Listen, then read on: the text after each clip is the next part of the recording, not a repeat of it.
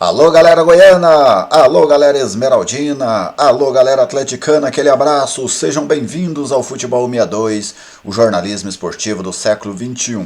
E o dia tão esperado chegou, a decisão goiana na Copa do Brasil, quem vai seguir para as quartas de final, Goiás ou Atlético, o Atlético ou Goiás. Hoje nós ficaremos sabendo logo após o jogo na Serrinha, e a partir de agora neste pré-jogo eu trago para vocês quais devem ser as escalações dos dois times, o que a gente pode esperar taticamente deste confronto no estádio Ailê Pinheiro, quais são as forças do Goiás, quais são as forças do Atlético, qual o retrospecto entre as duas equipes. Tudo isso e muito mais comigo a partir de agora, aqui no Futebol 62.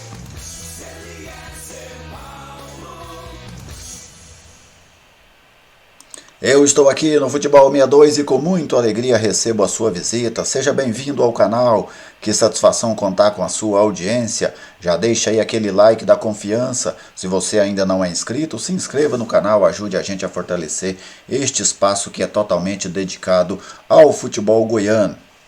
Se você gostar da publicação, compartilhe com seus amigos, compartilhe com os seus familiares, nas suas redes sociais. Se você quiser comentar alguma coisa sobre esta publicação, sobre o que eu vou dizer aqui no vídeo, fique totalmente à vontade. A sua manifestação é sempre muito bem-vinda aqui no canal. Quem está conosco nesta missão de fortalecer a mídia independente é o Bazar do Professor Alcides, a loja de departamentos mais famosa do estado, agora também presente em várias cidades baianas. No Bazar do Professor Alcides você encontra uma completa linha de material esportivo, material escolar, roupas, calçados. Bazar do Professor Alcides, um nome de confiança em Goiás. Bazar do Professor Alcides, parceiro do Futebol 62.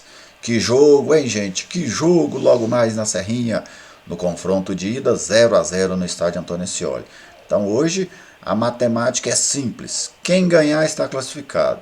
Não importa se vai ganhar no tempo normal ou nos pênaltis. Quem ganhar estará classificado para a próxima fase da Copa do Brasil. Vai levar um prêmio de R$3.900.000 e vai levar também o fato histórico de ter eliminado o rival no primeiro duelo goiano da história da Copa do Brasil. Então hoje teremos uma noite histórica, ansiedade muito grande pelos dois lados, os esmeraldinos roendo as unhas, os atleticanos contando os minutos para o jogo e essa tensão, né, que emana das duas torcidas. Vamos começar aqui pelo serviço do jogo.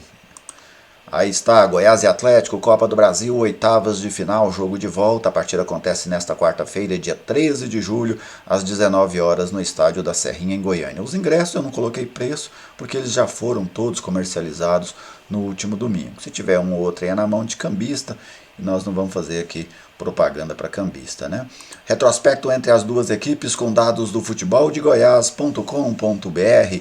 308 jogos na história, 120 vitórias do Goiás, 105 vitórias do Atlético, 417 gols esmeraldinos, 386 gols atleticanos. Eles empataram 83 vezes. Como citei, estes dados são do futeboldegoias.com.br. A arbitragem para hoje é toda da FIFA. Apita o jogo Luiz Flávio de Oliveira de São Paulo.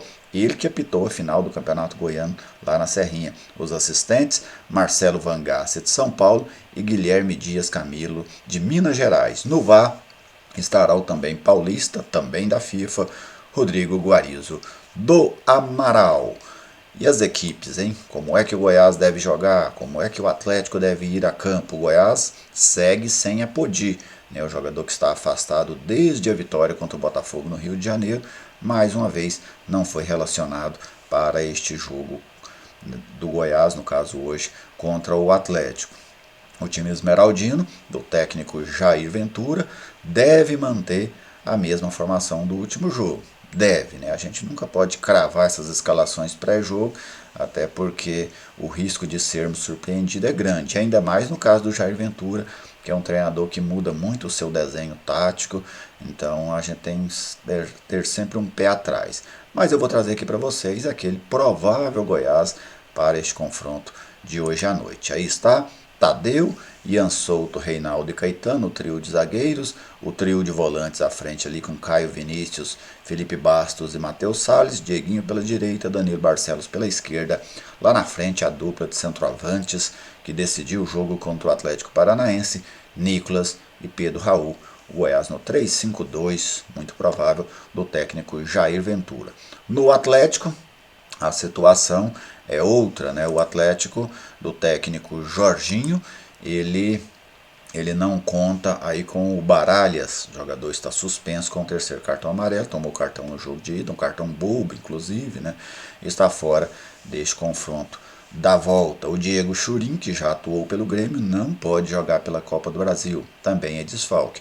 Por outro lado, o Dudu foi relacionado, ele que está fora aí desde antes, né, daquele jogo do Campeonato Brasileiro contra o Goiás, que o Dudu está afastado e agora ele volta a ser relacionado, mas a tendência é que ele fique no banco de reservas. Vamos lá ao provável Atlético do técnico Jorginho para esse jogo contra a equipe do Goiás. O Atlético deve ir a campo com Ronaldo, Rainer, Edson, Ramon e Jefferson.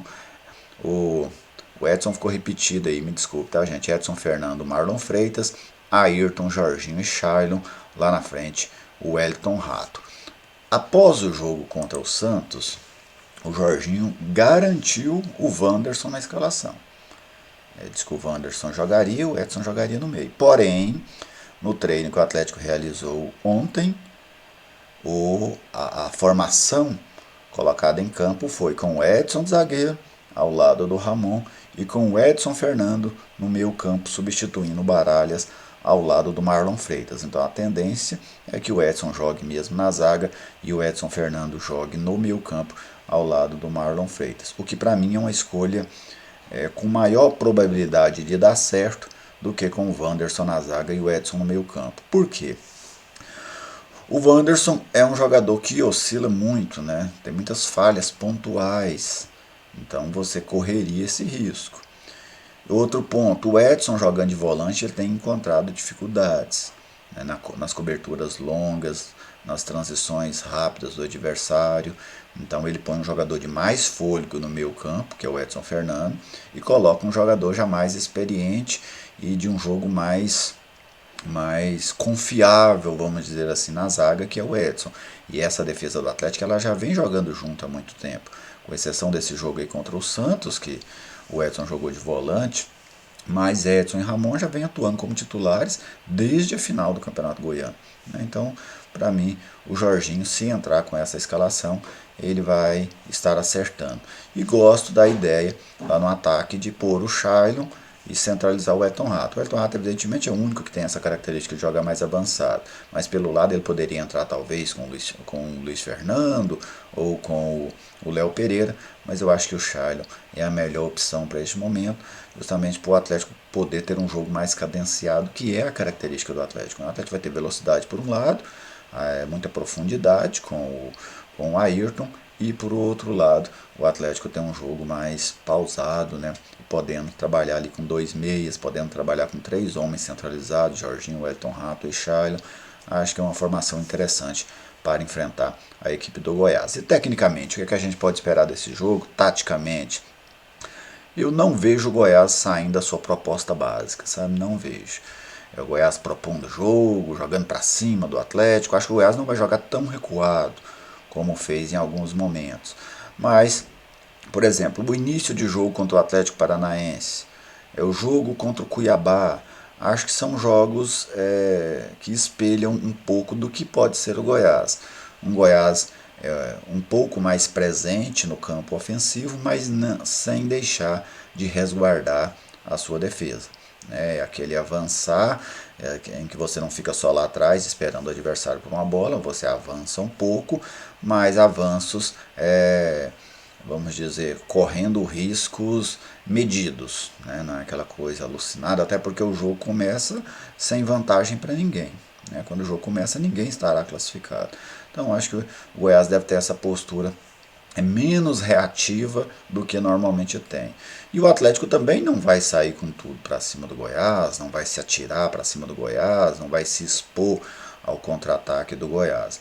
Então a gente deve ter um jogo um pouco mais de... Principalmente enquanto estiver empatado, né? Se uma equipe faz o gol, evidentemente que a cara do jogo muda. Mas enquanto o jogo estiver empatado, eu imagino que a gente vai ter um jogo de uma posse de bola um pouco mais dividida, provavelmente com um pouco mais de posse de bola para o Atlético, até porque o Atlético é um time que tem mais característica de circular essa bola horizontalmente. O Goiás já é um time que busca mais esse jogo vertical, de rápida definição. Então, o Atlético deve ter um pouquinho mais de posse de bola pela característica das duas equipes. Mas eu não acredito numa equipe, por exemplo, com 60%, ou outro com 40% de posse de bola, não. Deve ser algo um pouco mais equilibrado. Provavelmente um jogo tenso, né, como é uma decisão. A decisão por si só, se fosse contra qualquer outro adversário, ela já seria tensa. Agora pensa, um clássico inédito que nunca aconteceu numa Copa do Brasil. Então o ambiente, né, tende a ser muito tenso, estádio cheio, pressão, né? Então o Luiz Flávio vai ter que ter um controle desse jogo, acho que especialmente no início do jogo. Tá? Os momentos mais perigosos nesse tipo de jogo é início de jogo e final de jogo. Os momentos que o árbitro precisa ser muito, muito presente, mas também não o árbitro não pode estar mais nervoso do que o jogo. Quando o árbitro está mais nervoso do que o jogo, aí vira bagunça. Então, mas o Luiz Flávio é um cara já muito experiente, muito tarimbado. Erra, já errou, claro, faz parte de quem apita. Né? Outro dia até vi um erro do Luiz Flávio, para mim, num Atletiba lá no Couto Pereira, que ele deixa de dar um pênalti claro para o Curitiba no último lance, mas acontece, né? Essas coisas acontecem. Tomara que o Luiz Flávio faça uma arbitragem no nível da que ele fez no final do Campeonato Goiano, que não deixou margem para reclamação, o Atlético ganhou, pronto, ninguém reclamou. Então, esse tipo que ele consiga reeditar uma arbitragem naquele padrão no jogo de hoje. E em relação ao favoritismo, não vejo favoritismo, não é questão de ficar em cima do muro. Quando eu acho que é favorito, eu cito. Por exemplo, no último jogo eu citei que para mim o Atlético era favorito contra o Santos. Perdeu o jogo. Citei que o Atlético Paranaense era favorito contra o Goiás. Também errei. Errei as duas. Eu não tenho problema em errar. O que eu não faço é dar palpite. Não fica nesse palpite, tal time vai ganhar. Não. Eu acho, inclusive, que o jogo tem uma possibilidade muito grande de ir para os pênaltis. Acho que não, acho que não seria nem um pouco surpreendente se essa partida fosse para os pênaltis. Até porque eu não vejo ninguém assim que vá se arriscar demais, porque não precisa, né? Não precisa arriscar demais, porque o confronto começa aí igual. Mas vamos ver, né, o que vai acontecer nesse estádio da Serrinha. E a gente, já deixando o recado para você, agora às 13 horas eu farei uma esquenta, uma live, para a gente já entrar no clima do jogo. E a partir das 18 horas, aqui no Futebol 62, a transmissão integral do jogo entre Goiás e Atlético. A narração do Wilker Nunes, eu estarei nos comentários, o Guilherme Oliveira estará nas reportagens. Tudo isso sobre administração, cuidando de toda a parte técnica, o Pedro Gabriel. Tá bem? Então um grande abraço a todos vocês, muito obrigado pela audiência e que a gente tenha um grande jogo hoje, nesse dia histórico para o futebol goiano. Até a próxima.